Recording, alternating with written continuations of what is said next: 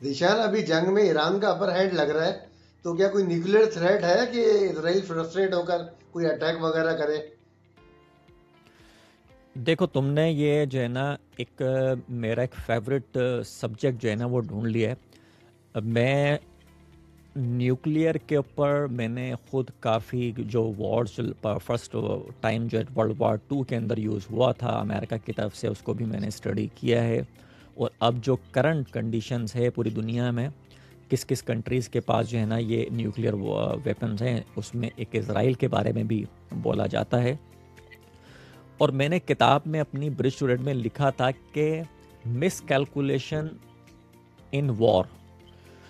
तो इसका मतलब ये है कि जब कोई बड़ी जंग होती है या छोटी जंग होती है, उसके अंदर जो आप प्लान करते हैं वो चीज़ें नहीं होती, तो आप मिस कैलकुलेट करते हो। मिस कैलकुलेशन के अंदर आप फ्रस्ट्रेट होकर कुछ ऐसे स्टेप ले लेते हैं जो कि वॉर क्राइम भी होते हैं, और आपको और आपकी कंट्री के लिए, दुनिया के लिए वो चीज़ ठीक भी नहीं होती। तो चांसेस तो मुझे बहुत ही ना होने के बराबर हैं न्यूक्लियर के, ड्यू टू, देखें ये एक आपकी एक डिटरमिनेंट, इसके लिए यूज़ करते हैं इसको, क्या वर्ड यूज़ करते हैं कि आप अपनी काबिलियत दिखाते हो जब आप कोई कंट्री न्यूक्लियर होती है। अब तो कोई दूसरी कंट्री मुझे न्यूक्लियर बनते हुए नज़र नहीं आ रही, आफ्टर दुनिया की 11-12 कंट्रीज़ हैं जिनके पास न्यूक्लियर है।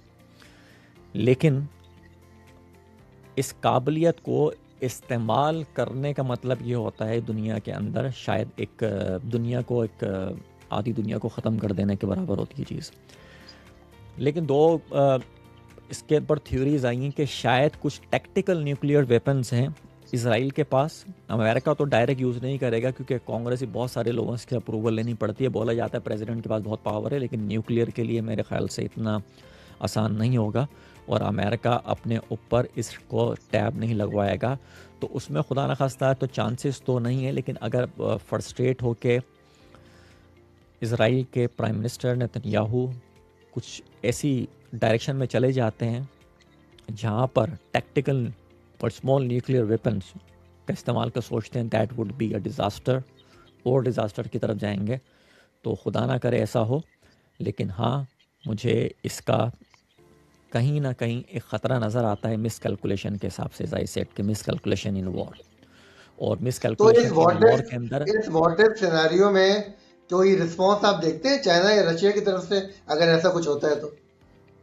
मैं आपको बताऊं, चाइना और रशिया एक मॉरली और बहुत दूसरे तरीके से तो एक सपोर्ट देते रहेंगे। वो आप देखिएगा फ्यूचर के अंदर भी वो किसी वॉर के अंदर पार्टिसिपेट नहीं करेंगे। अमेरिका का मामला अलग है, ये बड़ा अपने बहरी बेड़े लेके चले जाना, अपने जो है ना वो ट्रूप्स को दूसरी कंट्रीज़ में लेके चले आना, और समंदर के पास लेके चले आना, ये सिर्फ अमेरिका करता है। ये बहुत दम चाहिए इसको करने के लिए, इस काम को करने के लिए। तो जब आप देखते हैं कि रशिया, चाइना इतनी पावरफुल कंट्रीज़ हैं या इमर्ज हो रही हैं, तो मैं कहता हूँ कि ग्लोबल वर्ल्ड ऑर्डर चेंज नहीं हो सकता, क्योंकि इस ग्लोबल वर्ल्ड ऑर्डर का मतलब ये कि आपको बहुत बड़े ख़तरनाक किस्म के आपको डिसीजन लेने पड़ते हैं। तो अगेन, न्यूक्लियर वेपन्स के इस्तेमाल का ख़तरा तो हमेशा रहता ही है। चांसेस मुझे बहुत कम नज़र आते हैं, लेकिन again as I said, miscalculation in war can take this war toward nuclear, small nuclear, that would be a disaster. Okay दिशान, thank you.